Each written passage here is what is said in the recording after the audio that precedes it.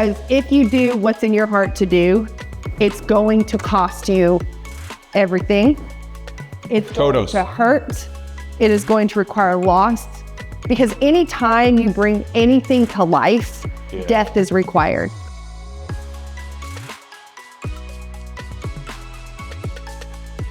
Season 4, episode 2. Crystal, we're here. We're here. We're now. You've got to hear this. You've got to hear this as a podcast. We are the hosts. Excuse me. We are the hosts of said podcast, and you now, therefore, are the audience. And we're grateful for you. We appreciate you listening or watching and liking and subscribing and all of the things that you do on a podcast. And today, we're going to continue on in the theme of season 4, Crystal, which is recapping our journey of faith, volume 1 of our story. We're giving you volume 1 of our story to one, sort of memorialize it and have it in documented audio, video, and written format at some point.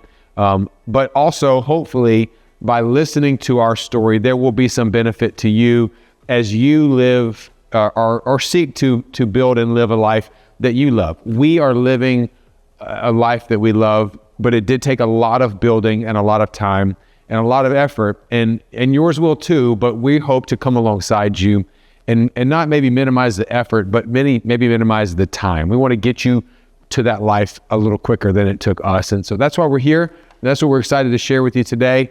And today, as we continue in volume 1 of this story, we're going back to planting a church in Boston. Now, you can do fill in the blank on Boston. You can replace that with another city's name, another state, another zip code. For context purposes, it's going to make a lot more sense, our story, if it's kind of on a parallel with Boston. So think more urban, maybe bigger city, higher cost of living. Expensive. Well, yeah, it's cost of living, expenses, maybe, like openness to the gospel. You could consider that. Planting a church anywhere is not easy. I just want to make that abundantly clear. But your story in Tulsa might not translate to our story in Boston. And so we want to just encourage you maybe a little bit from where you are. Yeah, because I think everybody can glean something, whether you're in Tulsa or in Boston. However, our stories may not make sense. And the decisions we had to make may not make sense. And you'd be like, why in the world would you do that? And we'd be like, well, because zip codes, context, geography. And I think whether you're starting a church or not, maybe you're starting a business, starting a family, want to write a book, an organization, a ministry, nice, or even just like in the thick of what you're already doing, but it's time to take a next step. You know you got to get to the next level. You got to grow. You got to do something. Yep. I think this part of our story that we're wanting to memorialize a bit for those who come behind us. So maybe you can go a little bit further, a little bit faster, get there a little easier. Sure. I think you will be able to glean something. And the big kind of lesson that we want to say, I guess that would sum up this episode. We're already done? Volume 1. No, I mean, just like if you had to put, like last episode was just listen to God's voice. Kind of the thing you've got to hear today is you just got to get going. Sure. Yeah, for sure. And I'll give you now the same advice that was given to us before we planted StoryHeights Church. We were at a wedding for a friend in New Orleans, Louisiana. I believe it was around Christmas time. I want to say 2008, maybe 2009. The brother-in-law of the groom was a pastor and former church planter, and it was telling him how excited we were and about our vision and about all the things that were going on. And he said, man, that's great. He said, but if you can do anything else, do that thing. And I think that rings true to this day when it comes to church planting. If you can see yourself doing anything else, just do that thing now. And don't. We were so offended. We were so mad. We really were. Not like mad, but we were. Oh, I was mad. Speak for yourself. I was mad. Come on, infuse us with faith. Yeah. Like, you got this. But he was speaking the truth. He was speaking from experience. Because if you can see yourself doing anything else, meaning you have an idea about church planting, but maybe not necessarily a calling to church planting, do the other thing. Because if you do what's in your heart to do, it's going to cost you everything. It's going to hurt. It is going to require loss. Because anytime you bring anything to life, death is required. It's just like that is. Whoa. Dang, I wasn't ready for that. Tyler, I'm full of wisdom. I wasn't ready for that one. That's so good. It is so good. Oh my gosh, like a tree. It's true. The seed has to die. To die. So much, you could get in depth about what happens to a mother when she's bringing life in, what happens to her body. There's just. So basically, it hurts. Basically, church planters, here's your encouragement. If you're not ready to lay your life down for it, I think that's actually in the Bible. If you're not ready to lay your life down and pick up the cross and calling of Jesus, do anything else. Please do anything else for your health, for your family's health, and for the future unhealth of the church that you plant. Do anything else. Yeah.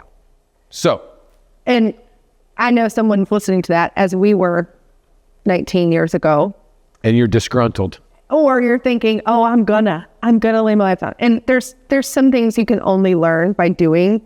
Hindsight is so critical. Sure. We didn't know the cost. If you are willing and you can't do anything else, and you have to do that thing that is inside of you, in what God has woven into the fabric of who you are, then our next encouragement to you, and it's the stories we're going to walk through, is just get going. Right. I think a mistake that people make is we wait to do the thing that feel so called to do until everything feels perfect, until everything feels ready, until everything feels settled and right and secure. And I think there's wisdom in some of the church planting models that we hear about today. So for example, some of the people have gotten wiser as they planted the church, no doubt, as church planting has grown more popular and more accessible. It's a thing now to plant churches. It was a little bit new when we were doing it. To be somebody, if you were not from where you're planting or didn't have family there, that was a little bit of a new concept in 2011 when we moved here, especially with the organization. We call ourselves parachuters in. Yeah. We kind of parachuted into a region. Yeah, or maybe not within driving distance of family or places. Or in the region, that was the big thing. It was like, you're Southern, you're not from New England. And obviously, we're still not. We don't think the same. We weren't raised the same. We don't have the same political ideologies as the majority of the people we're around. It's a very different culture. So those things are much different. And there's a huge learning curve that comes with those things. So if you're planning on parachuting in, you cannot underestimate enough right. What you're not going to know. And you don't know what you don't know until you realize what you don't know. So some of that is just natural. And so to help you, I think a lot of church planting organizations, to help planters, have lengthened the preparation process. Like, we're not going to plant you until you have been in your city 3 years, or we're not going to plant you until you have $1 million in the bank, or we're not going to plant you until you've got 100 people on your team. And I think all of those things are well-intentioned because the failure rate is so great. You've got so many young men and women that are parachuting in, and they're trying to take these big cities, and they're under-resourced and they're understaffed. Mm-hmm. They are underdeveloped. And so we think that time is going to be their benefit. Mm-hmm. So we don't mean to go against the counsel that you are getting. However, having done it, looking back, and now having been in this field for 17, 18 years now, actually boots on the ground, and having built a ministry with staying power. We don't necessarily think time is your friend. We think time is your enemy. And this is why we say you need to get going. We respect the godly counsel you're getting. There's wisdom in getting as much money raised as possible, and getting as many people on the team as possible.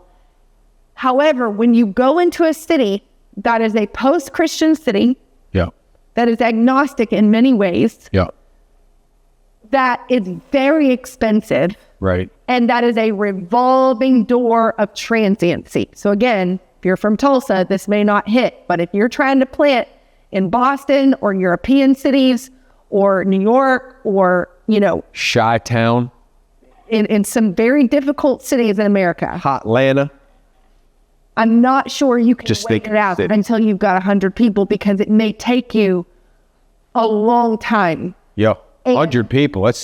And as you wait, what can happen is your vision dims. And so we want to come alongside you and show you that it may just take getting going. And you'll get there. That's right. And the wisdom that you're acknowledging is you're learning cultures for parachuters. Be just dropping in on a place that you're not from, you're not familiar with.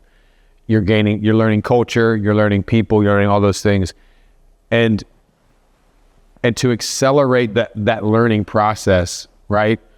My advice would be get a job. Yes. A retail job. And don't talk about the church. Like part-time, like just not this is not like a support my family job. Although for me it was, because that was all that we had.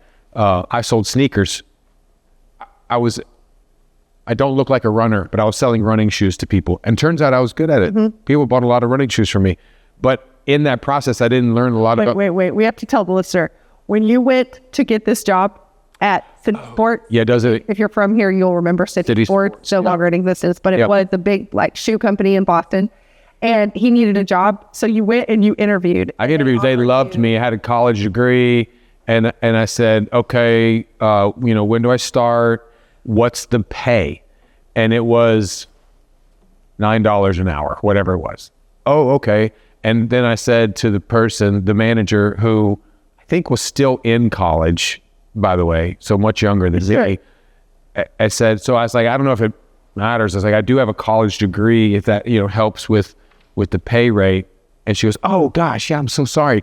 It's $9.25 an hour. And I was like, oh, wow, thank you, LSU. That really worth the tuition, right? Really boosts my thing. But what I'm saying is get you a job selling sneakers or coffee or something. Don't get a behind the desk job where you're emailing somebody in some other part of the country all day.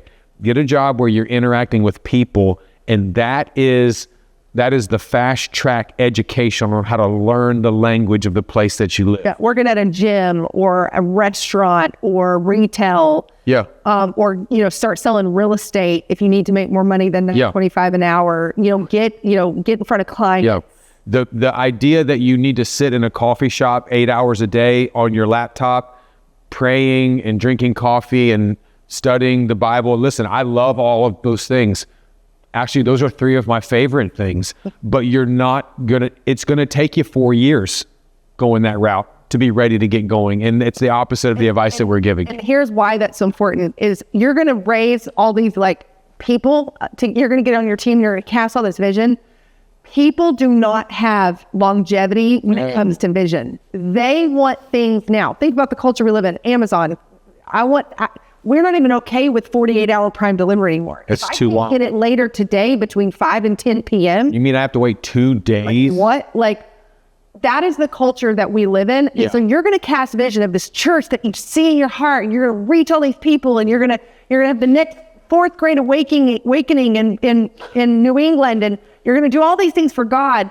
And in your mind, you're thinking you're going to multiply. And in your people's mind, they're catching your vision, and they get on the team.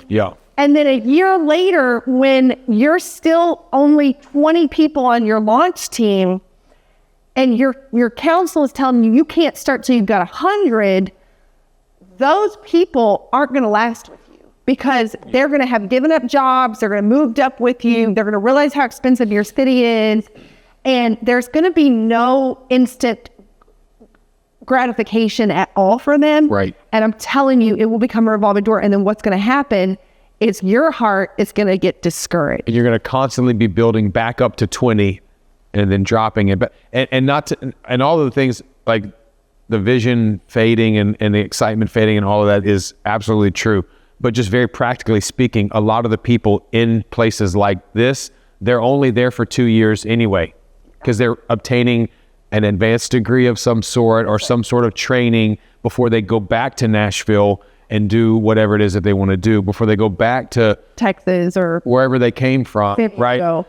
To build their life and their family. So if someone says you need to take 4 years and ramp it up, be prepared to launch the church with people that are new people, are not there before the church ever starts. And that's why we're saying reframe what that 2 or 3 years looks like. Yes. Move into the city, plant vineyards, build a business, grow your family, think long term. Yeah. Think long term. Where are we going to be a decade from now? What schools do I want my kids in?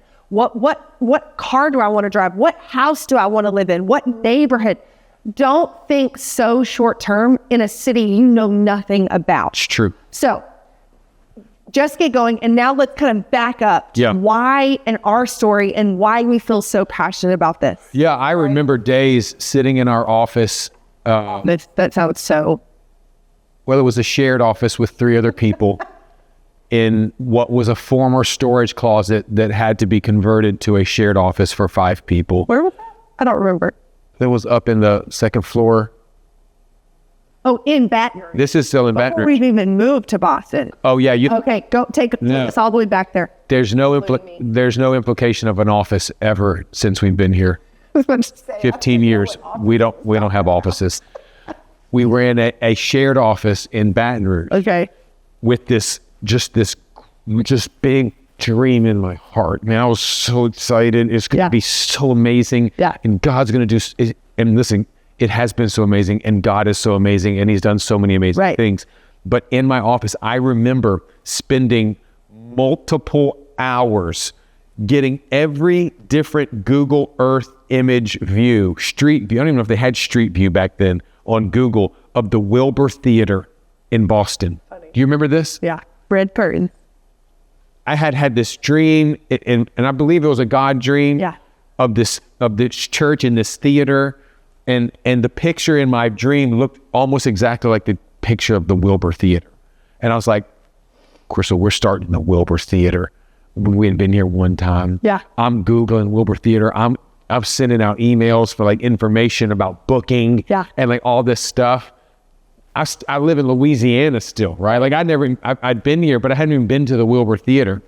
And so I remember when we got here having Wilbur Theater aspirations, which I believe are from God. It's from God. Of course. That's what got me here. Yeah. Right? The mirage, like I talked about, there has to be something, because if he showed you what it was actually going to be like. Correct. Because I'm saying, you'd be like, so the Wilbur Theater aspirations is what's in my head. But then as I'm looking around, what's in my eyes, it's like, well, no, we can't. Well, we don't need the Wilbur Theater for the 6 of us. You know what I'm saying? So let's, again, trying to we gotta record the story a little bit, because the people don't know why there were just 6. So let's back it up. Fair. Back it up just a little bit. All right. So where we left you in episode 1 was we had turned down the job in Massachusetts that we had been offered in ministry, pastoring in the city we wanted to live in. It was very generous, but we had to turn it down. Yep. Because it was not what God had said to do. God had said to plant a church. That's right. Right? In that time, nobody was behind us. There was no church planting network that was like, you're a go. Let's do this. Here's your $1 million. No, there was none of that. We got a call from our pastor that said, I feel like we've been praying. We're supposed to get behind you. When are you moving to Boston? And in our spirit, that was in December. In our spirit, we felt like March was the right timing. March. But our house, we still owned a house in Baton Rouge. Yep. And we still didn't have a job. There was nobody that was like, okay, here's your team, here's your money. When you get there, get boots on the ground. This is your lunch. There was none of that. It was still very much unknown. Yeah. We had $7,500 to our name. True. From an admittedly fraudulent tax return. No, don't tell the IRS. Let's just put that on the public. It's too late now. I think we're past the statute of limitations on it, but I'm pretty sure it was. Well, it was back in the day when you did TurboTax on yourself. Oh yeah, and you just would click the button. And there was that button that was like, if you just click it, you click a button, and the number would go all the way down. You're like, no. Click enough button, and the refund would go up. You're like, click that again. We did it. It's green. It's green. Okay. Sorry, we won that tax return. So here's the story. All right, you got to know this because this all goes to why we believe what we believe. So our pastor had told us, no, you're too young, put that dream on a shelf. And to be faithful, we were like, all right. And we had just sold this house that we had built miraculous. We had this little nest egg of I think it was like $80,000 we had made from that house. Something around there. And we thought, well, it's sold. And we were like, oh, this is the money God's giving us to move and to plant the church with. Right. But then our pastor was like, no, put that dream on a shelf. You're not going anywhere. And we just believe in being faithful and being under authority. So we were like, all right. So we bought this fixer-upper house in Baton Rouge on Goodwood Boulevard. It's the Goodwood Boulevard house. She's a bit of a fixer. And we fixed that baby up and we sunk every penny of that $80,000 into that house, thinking we had a job, thinking we were good. 8 weeks later, the tile is in the back of your truck. True. And 8 weeks later, our pastor calls, and the story we've told you, your season here is over. Yeah. And we go into this 8-month season now of no job, no health insurance, no money. And then our pastor calls us and he says, we feel like we're supposed to get behind you, but we have no money except this fraudulent tax return that we had just gotten in March of $7,500. Fraudulent may be an extreme term. Tampered with. And we take our $7,500. Our house goes under contract. Yeah. We're like, the Lord is moving. Provide. Our pastor has said yes. The house is under contract. And 3 days before the moving truck shows up. Well, and when you say moving truck shows up, that's 3 days before I drove to the truck rental place and picked up the truck and drove it back. Right. There was no hiring of movers. It's true. There was no moving. I think your sister's sister's boyfriend at the time came and helped us move because we had been blacklisted and nobody was allowed to talk to us. It was joyful time. And so you and Seth pack up that truck. Oh, Seth. And then the next morning, I'm going to say that for drama's sake because I don't know if it was the next morning, but that next morning. I mean, it was. We got a call. The deal on our house was falling through. Had fallen through. It was done. The seller was backing out. The buyer, we were the seller. And the buyer was backing out. And so here we are in this moment where we're like,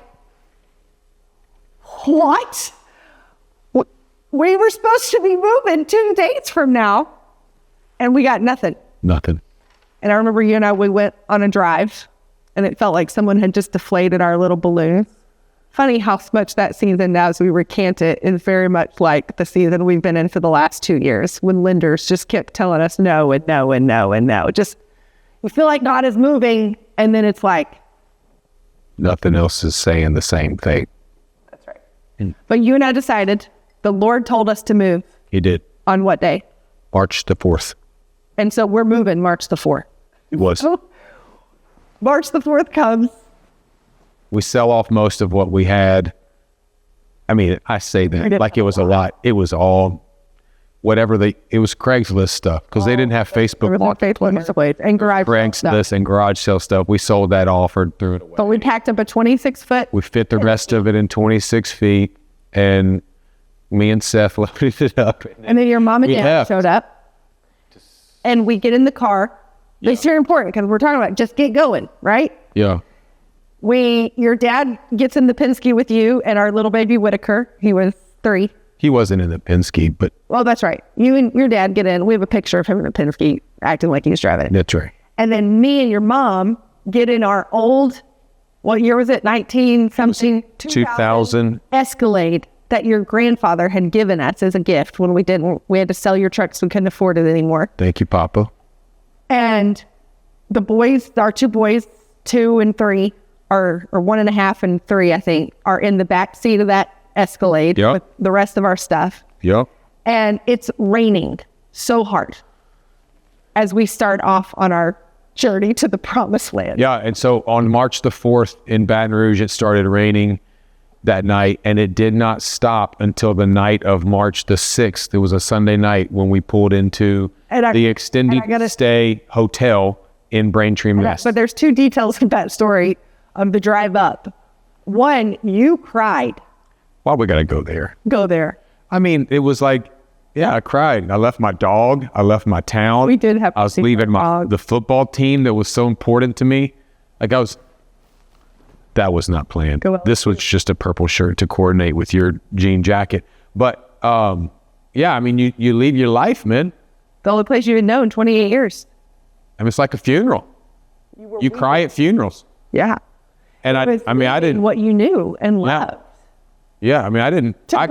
We had nothing waiting on us. I cried. We didn't have a house. We had no apartment. We had nothing. I cried from Baton Rouge all the way past Hammond, and that doesn't mean anything to anybody unless you're listening in Louisiana. But I cried for a good hour in the car. Probably wasn't safe to drive that vehicle, but I was still doing it. What was your dad like? Well, it was you and me first. They came in the truck after us, so it was just you and I. No, it was your mom and I. Not until the second day. It's details. But you and I were we were crying together. We were. I mean, we on the way out of town, we dropped our dog off at my cousin's house. Sweet Briggs. R.I.P. Because we didn't know if we'd be able to get an apartment with a dog. We were certain that it would be more difficult. So we pawned that dog off. And the other thing I remember happening on that trip, even though the details are a little fuzzy, is your mom was freaking out. Like, as any good mother would be. Well, we all were. She was just vocalizing. She was vocalizing. She was like, guys, you don't have a job. You don't have any money. Like, you're kidnapping my grandchildren. And I remember we kind of had to pull off. And I had to say, Nona, she's Italian, so we call her Nona. Mm-hmm. You're making it really hard to follow Jesus right now. I don't know the answers to the questions. I just know that we've got to get going. Right. And she was so gracious and kind, and the Lord ministered to her on the way. But we pull into the extended stay hotel. 3 days of rain. 3 days later. And I remember the drive from DC to Boston. We thought, oh, we're almost there. Almost there. It was like 12 hours later. You ain't almost there. It's so far north. If you're thinking about moving to New England, it is so far away. Take a bus. It's so far. I feel like we're getting away from the point of this episode, though. This is all great details, right? But we got here. Yeah. And we had to get started. Well, we first had to find a place to live. That's a whole nother story. And that's all right. Maybe we'll split this into two episodes because we have to tell this story because there's so many people that think they cannot move and do what God is calling you to do. Start the business, start the family, get married, do whatever until everything is lined up. That ain't true. And we're here to tell you, you have got to just go. You've got to just get going. So we pull in, we had enough money. We figured $7,500 would be enough for first and last on an apartment somewhere, our moving truck, the moving, expenses, food on the road, whatever, diesel, and a few days until we could find an apartment and move in. Yep. So we move in and we're at the hotel. The next morning, we're like, all right, we got to go find an apartment. I had all these apartments lined up to see through Craigslist. Cause again, there were no apartment.com back then. Craigslist. Yeah. We get in the car and we pull in, we start driving. I think we're supposed to be going south. I had all the apartments lined up going south. You start driving off north. Well, it would have been west, but and I was like, directions are hard. They are hard for me. And I was like, where are you going? Newton. I had a dream in my dreamer the night before. God said, go to Newton. I don't know why, but we did. We pull in to Newton. And so I started Googling Newton. I'm like, babe, Newton rent is like $2,000 a month. This was 18 years ago. So rent was a lot cheaper than it is today. Yeah. I was like, babe, I don't think we can afford Newton. Well, and we couldn't, as it came to find out, but we put all 6 of us, 2 of them in car seats in a 5-seater SUV. Somebody's riding in the back. Don't tell the police department. We did a lot of sketchy stuff, apparently. Apparently that's what it takes to get started. This is sketchy stuff. But we pull into Newton Center. You don't know this if you're not from Newton or from Boston area. but it's kind of like pretty swanky kind of area. It's the easiest way to describe it. Good people, just kind of swanky. Like the and we look like the Clampetts falling out of this car together.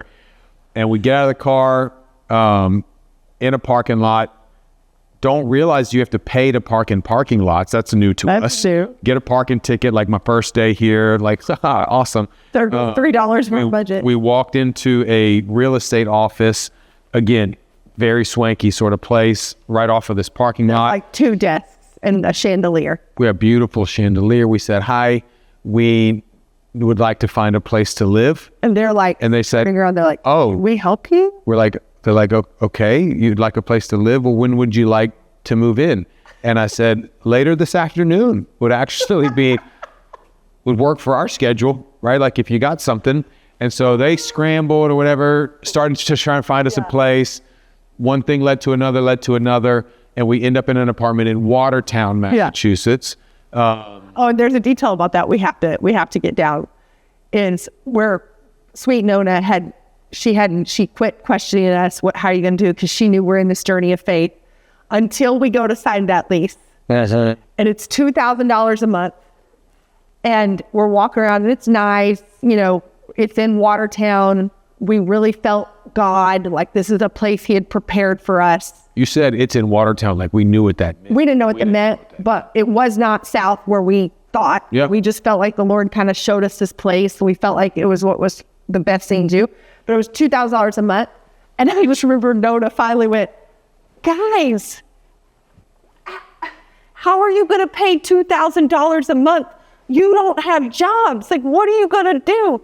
And I just remember, and some of you need to hear this, one of the gifts that the Spirit of God will give you when you are following him in faith is the supernatural gift of faith.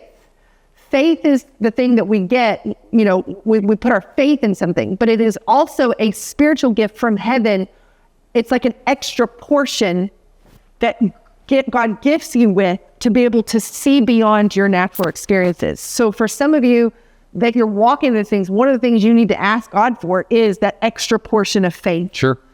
And so I just remember that extra portion of faith. That's how I can best describe it. It was like the Lord handed it to me, and I was able to kind of hand it to Nona. And I said, Nona, it doesn't really matter if this house is $2,000 or $1. We don't have it. And if the Lord doesn't provide it, we won't make it. Right. And we had to take that step. That's right. Of just trusting that the Lord would provide. Right. And that was actually one of the first miracles we encountered was at the closing table, or as we're signing that lease, nobody asked us if we had a job. And, we've been in real estate all these years now. And now, we understand the miraculous provision that was, because landlords they'll check your credit. They'll verify your income. We even had somebody ready at our old church to lie for us and be like, you're employed. Sketchy. You got to get sketchy, man. You got to get going, bro. And so but they never called. And we were like, we asked the agent that was over, like, do they want to know if we have a job? And he kicked us under the table and he was like, shh, you've got good credit. Just chill, man. And so we were like, and that God just opened the door miraculously for us to have that apartment when usually they'd want to see you're making at least 3 or 4 times that, right? In your monthly paycheck. And so we were just so grateful that God made that possible for us when we just took the steps to get going. So there we are, we're in Boston, and we say goodbye to Pops and Nona. I think they cried the whole way back to the airport. Their story goes until they got home. Me too. You cried too. You're kind of tearing up right now. The saddest left-hand turn in all of Boston. It's where you take that left to departures. I hate that left-hand turn. Yeah. It was a tough one. So it was a tough one. And we're in the city now that God's called us. It's the month of March. We're there May. We're there June. We lived right down the street from the middle school, and kids are walking home in June in their winter coats. Yeah, because it's cold. Because it was cold. And I remember thinking, oh, dear God, like, we're here. And supernaturally, God provided. We had sent letters saying we're starting church. People would send, we call it mailbox money, you know, where you'd go to the mailbox, there'd just be like $300 or, you know, you got a job. God provided us with people that we knew that helped you get a job. The people we met on Twitter. You started laying decks. I started working for Core Reporters. I'll never forget, before our apartment was ready, we lived in Cambridge. Some people on Twitter we had met, they were going on spring break. They let us live in their apartment for a few days. Sketchy, man. Yeah, we met these people on Twitter. We're going to go stay at your apartment. That was nice. That was the beginning years. Yeah. Or the beginning few months. And we're going to wrap up this episode with just a few of our stories. We hope it encourages you. You just got to get going. We'll finish it more in the next episode because there's so much more to say in those next few months. But you just got to take that step. Yeah. You got to move and you got to get going. Got to get going.